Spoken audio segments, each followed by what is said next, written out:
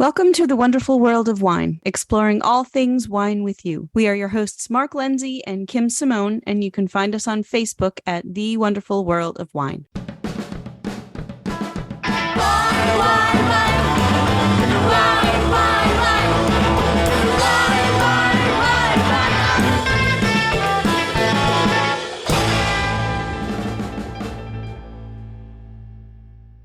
Hello, everyone, and welcome to this week on The Wonderful World of Wine. We are your hosts, Mark and Kim, and every week we bring you trending topics from the wine world, things that you may want to know about and maybe never even heard of before. And how are you doing this week, Mark? Everything's great, Kim. Always good to talk wine with you and our listeners today. And it's football season, so I'm very happy.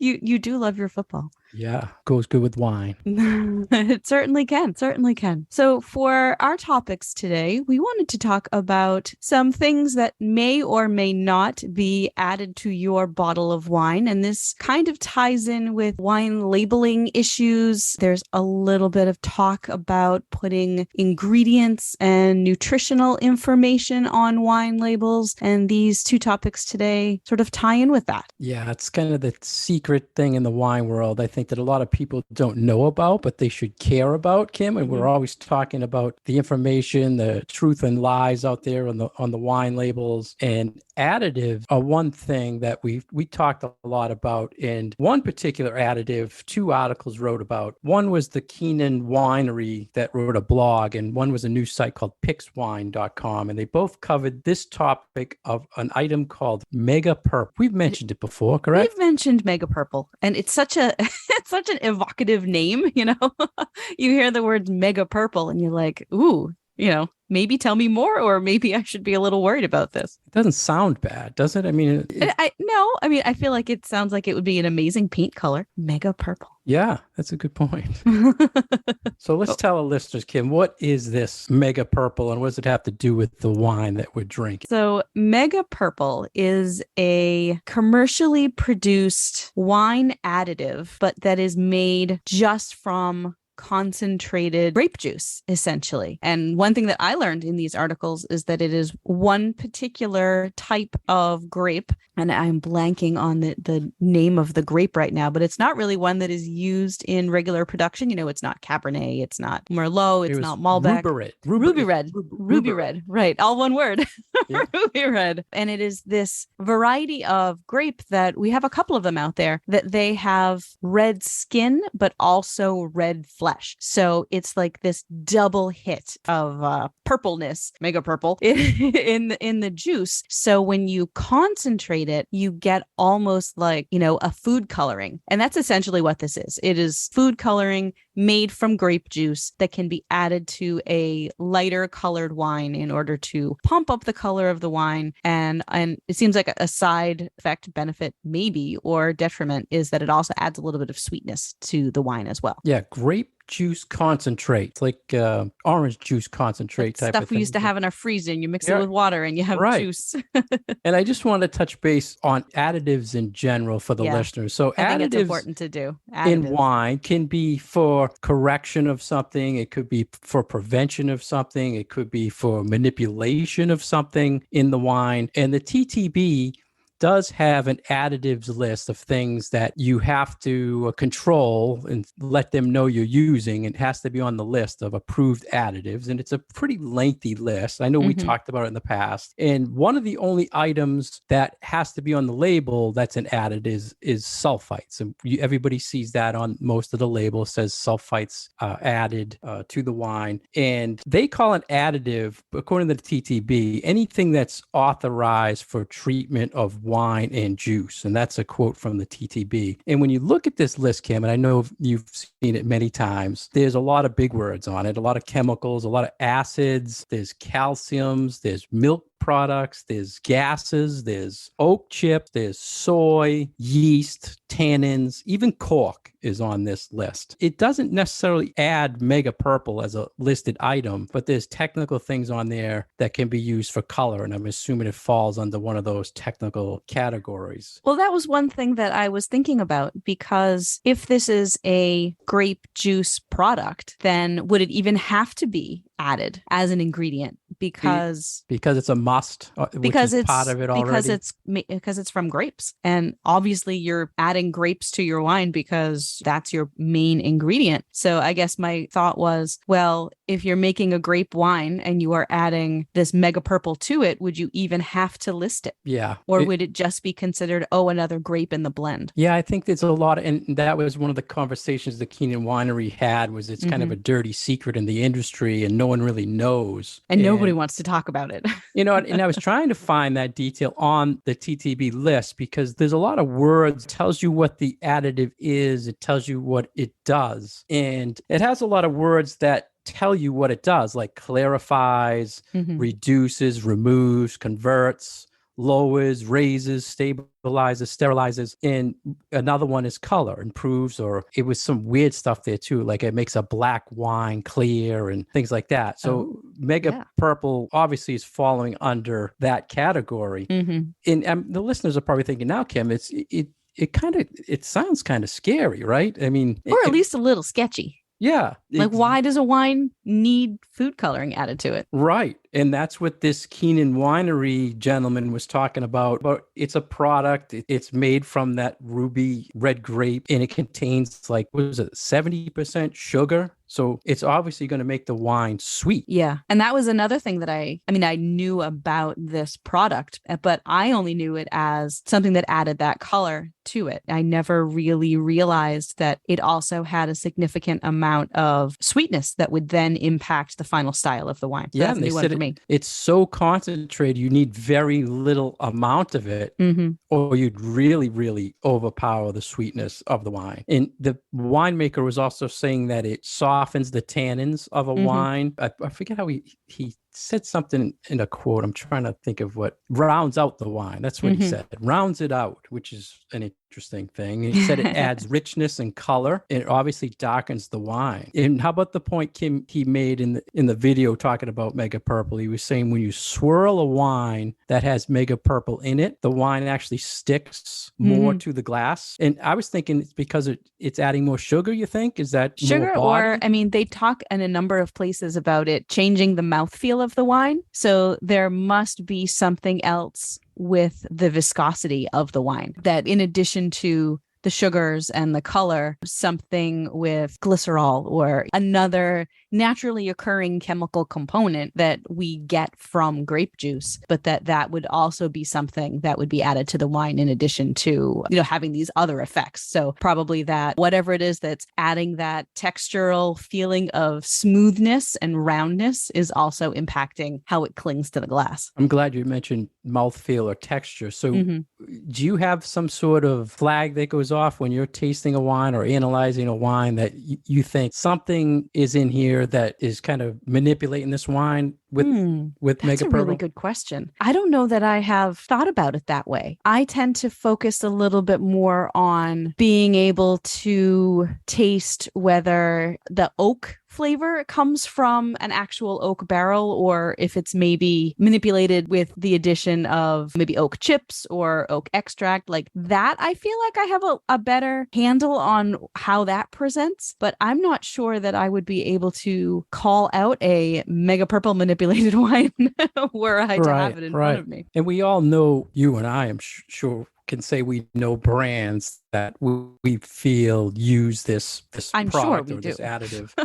But they're so secret about it. And it gives you, and for me, years ago, when I saw this real like neon color, it's pretty unique, and it's almost like an unnatural color for most wines. It's really bright neon color. And then I had kind of an eye-opening experience where I thought something was using Mega Purple, and I was just told there was more maybe contact with skins, and this particular grape had thicker skin, so it gave off more color. And I was always thinking the negative way because of the Mega Purple thing circulating. But there are some real grapes out there that can give some real deep color as well without being manipulated with this. Well, how do you know that they were telling you the truth and that you weren't right? Well, I was talking to the winemaker, so I'm assuming, but that's a great point, because that's what basically these articles were saying. It's such a secret in the wine industry. No one, not only are they not telling you the truth, but they don't have to tell you the truth, because the government says as long as it's on the list, it's okay, but you don't have to put it on the label. So why would you tell the consumer that you're manipulating it, right? It is, it's one of those topics that when we do our wine label class, what do you call it? Truth and lies? Yeah. That this is one of those things that is, I think, very frustrating for consumers, because we bring these things up and then there's very little information out there so that people can make their own decision of whether they want to have any involvement with a wine that would have this additive to it. But then I guess the flip side of that is, well, there's nothing harmful in it. It's just another grape product. But I think it comes more down and it's to popular. It's a popular style that's going around, and it gets back almost to like Parker like wines, where good color, deep color, fruity body, and that was the trend. So they wanted to keep kind of consistency, and that was one of the points I thought the Keenan Winery made, was this additive kind of removes place from wine, right? It makes all the wines uniform and taste the same. Yeah, make it a little bit. It makes it a little bit more generic. And I mean, this is a philosophical difference that we often the issue with place and climate. There can be two different philosophies when we're talking about wine. There's the commercial side, like this is a product that is something that is on the market and it needs to be sold, and so therefore let's make what the consumer wants or think they want, which is extracted color and big fruitiness for those consumers that aren't really concerned about terroir and specialness of place and history and nuance and that kind of thing. So, I mean, there really are two different sides of it. And so this is something that has been developed so that it can be used to garner that kind of interest that wines that have deep color, I think, that consumers like that darker color. And so this is something that came on the market that could do that. And that was what was really hit on here, was that a commercial winery really takes, more use of this additive versus a smaller winemaker, which they care about the uniqueness of the product and not the consistency. Well, I don't want to say they don't care about consistency, but a big producer can make a more consistent product with big volume if they have a little help adding things to add, if they have a weak vintage or something that year. And the winemaker also stated that they don't like it, but they're very jealous that the big guys who use it are selling this wine, as they said, hand over fist. They're selling it like crazy, and it's very, very popular. So I think we have to I think we should tell our listeners maybe a couple of wines that we know of that use it. Any stand out to you, Kim? I think they should kind of hear of maybe a wine for an example. I don't know for a fact anyone's. I mean, I know some wines that are darker in color than maybe their grape variety would lead you to believe, but maybe they're not using this. Maybe they're using some Syrah grapes or some other method to bump up. Yeah, I think the classic things are Pinot Noirs, that traditionally 100% Pinot is a very light colored thing. And there was a lot going around where maybe they were just adding Syrah for that 25%. So that's why it was dark. But then there was a lot of rumors that a lot of Mega Purple is used in some of the big Pinot brands. So what I used to think was Syrah added is actually Mega Purple. Yeah. Okay. Yeah, that's what they say. The next article, Kim, we want to hit on for Mega Purple was this Pix.com. And they revealed a few things. You were talking earlier about how it came about, the grape used, and they were saying that grape was developed by UC Davis, and that since like 2010, the plantings have decreased. So they think, well, maybe people aren't using as much of this really concentrate. Too. But then again, it's such maybe they just produced a lot of it, and you don't really have to use a lot of it. So maybe they just don't need to keep producing the grapes as much because there's such a backlog. That's kind of what I'm thinking. It's such a concentrated thing. Plus, they had other versions of the concentrate the company made. So that was pretty interesting. Like other colors, they use other grapes. Yeah, I kind of liked the background and the history on it from this Pix article things I did not know. Yeah, and I'm hoping, like me, Kim, you was shocked when you heard the original interest and the development of this was by Constellation Brands. Surprise, surprise. So yeah, and if our listeners don't know, Constellation Brands is probably one of the biggest wine people out there, companies out there, and they then sold it to a company called, was it Vidal? Viedel? I wonder if it's pronounced Vidal, like the grape variety. Vidal. So they sold it, but I'm sure they pretty much were the ones who came up with it, and then they sold it. So that was a kind of interesting history of the Mega Purple. And it also mentioned this is also used as a food additive. So you being the foodie, Kim, have you ever heard of foods using Mega Purple? I mean, it's probably just listed as natural color because Like honestly, a red it's what dye. it is. Yeah.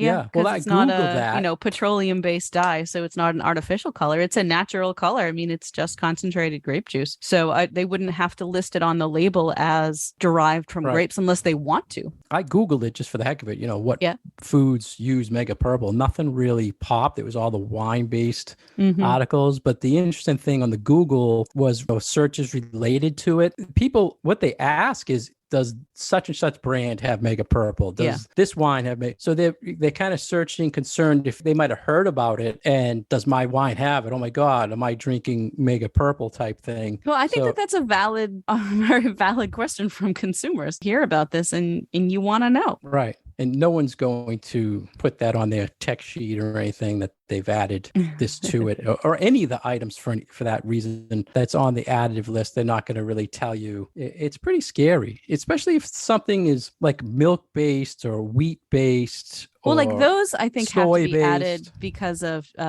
allergy issues. So like if this were, say, egg-based and it was used as a food additive, that would have to go on the label as an allergen statement. But maybe because grapes are not up there. Yeah, it's not. I mean, it has to be on an approved additive, but it doesn't have to be on the label. So it's pretty scary.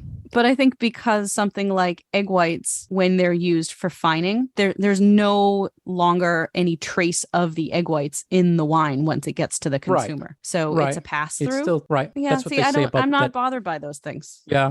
Because I understand the science behind it. So I think a lot of it too sometimes is scary because people don't understand it. Right. And I mean, that goes back to our whole the talk we had about Velcorin, which was that carcinogen that dissipates over time. That's an additive too. So it's I kind of get your point on that. It's just something we want our listeners to know that's out there in the wine world, Mega Purple. And if you know of something that has it or seen something listed, and we'd like to know, because it's like they say, it's a dirty little secret in the wine industry. You can be our wine detectives.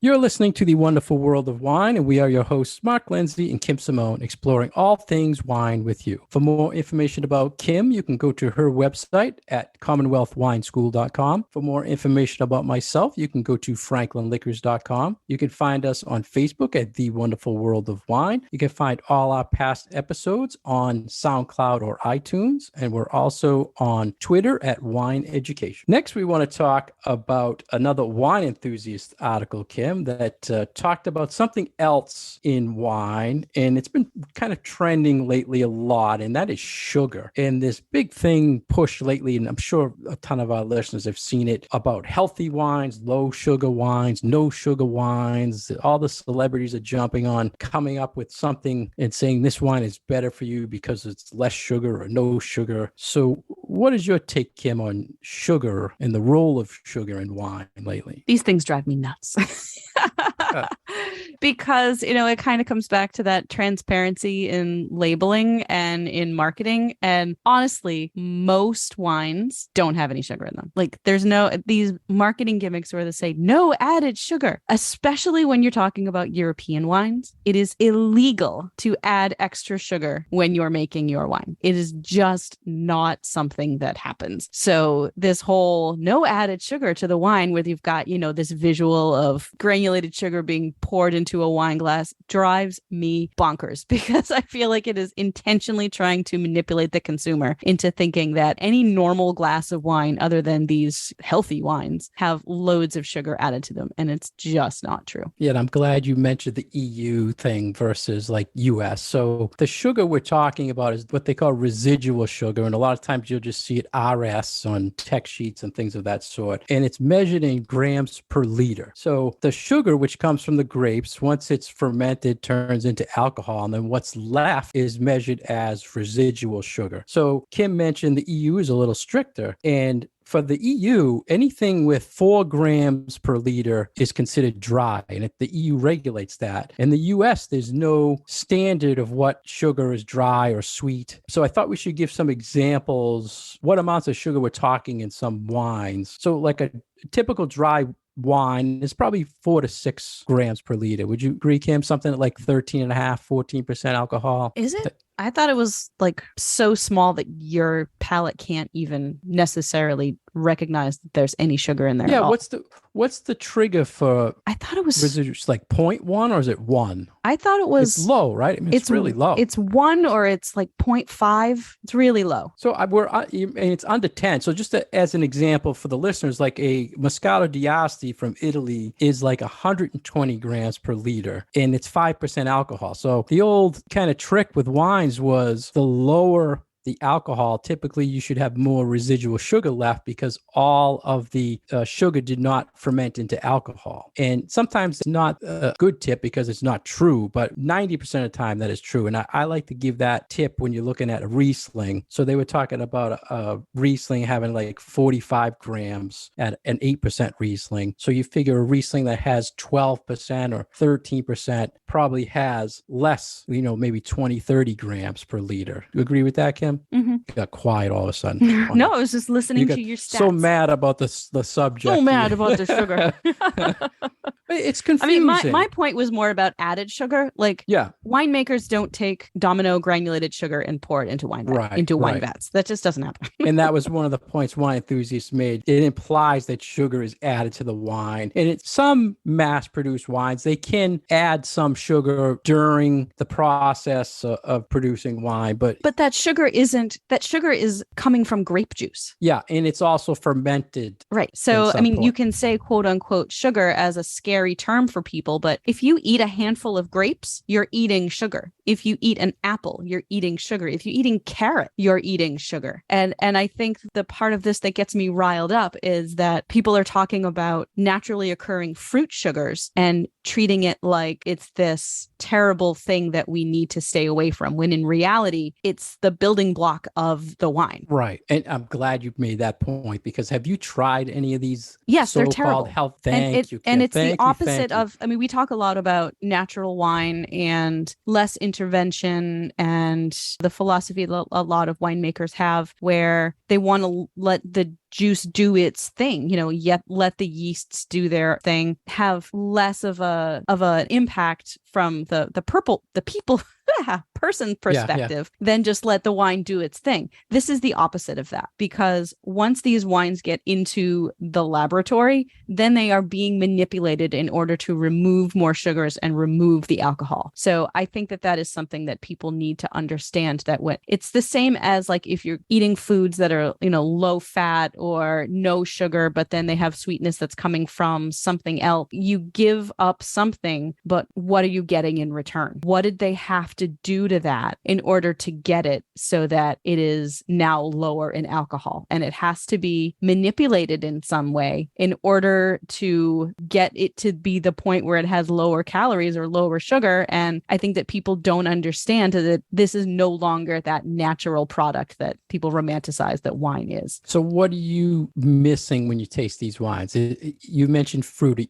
Do you notice the fruit is just gone? They're just bland. Right. I'm glad you said that. Yeah, I have not. Like they taste watery. And I don't know if that's because the lack of the correct level of alcohol isn't adding the body to it that I expect. And suppose that if you really are committed to having lower sugar, lower carb things, but still want to have your wine, if you want your cake and eat it too, fine, settle for this, but go into it with your eyes open.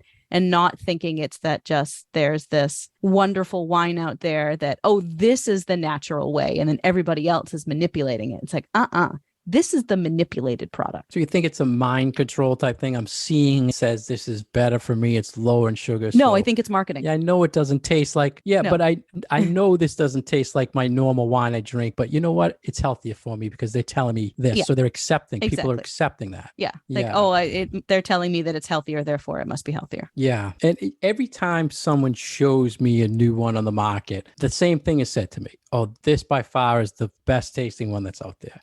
Like, we know all the other ones are horrible. This one actually has a little bit of taste. I think you should try it. And then some celebrities on board with it. And none of them really catch on. And every one of them has a thing on the neck of the bottle saying the no sugar, low sugar, healthy. And I think we touched base recently that the government is kind of cracking down on that, saying you can't promote things as better for you or something like that. But I'm so glad we agree that, I mean, I've recently had one that I thought finally had some taste to it, and but God, the people have been giving it to me in the past. I taste them like, oh, I just can't. I want to have a healthy selection because that's trending and there are people, they truly believe in that. But I also want to sell things that taste good, and it's hard to find, really is. Anything else on sugar, Kim? No, you got me all riled up.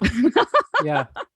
No, I mean, it's just like the Mega Purple thing, sugar, it's a misrepresentation to the wine world and for people, because you want people to fall in love with wine and understand what's going on in wine. And then they throw all these things out there to send you all different directions. And it just involves more education and explaining and us talking about it here on the show. Like, this is what it's about. And the other thing is with sugar, people, the carb thing. So I need low sugar because I want low carbs. Do you see any issue with a normal, quote, normal wine that there's a carb issue versus a low sugar version? Well, yeah, because I think it's the carbohydrates and the alcohol. So a higher alcohol, technically it has more carbs, but it technically has less sugar. So doesn't that mean it's low carb? I'm confused. No, because it still has calories. So I think the alcohol still is giving you carbohydrate calories. Yeah. So the alcohol part is worse than the sugar part. I think, well, I mean, maybe it's both. It's probably both. I mean, they're just different. But I never understood the still whole adding to calories, because I mean, you can have a shot of vodka, which is completely dry, and that's still giving you calories because of the alcohol. Yeah.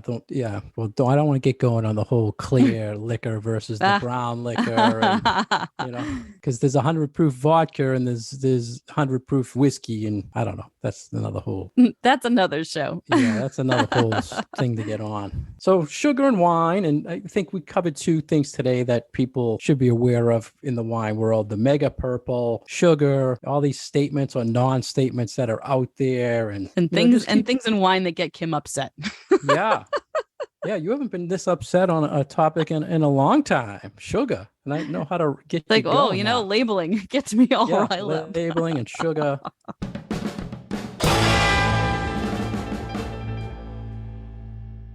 Thank you for joining us today on The Wonderful World of Wine. We have been your hosts, Mark Lindsay and Kim Simone. You can always find us on Facebook at The Wonderful World of Wine, on Twitter at Wine Education, and our past episodes are on SoundCloud and iTunes.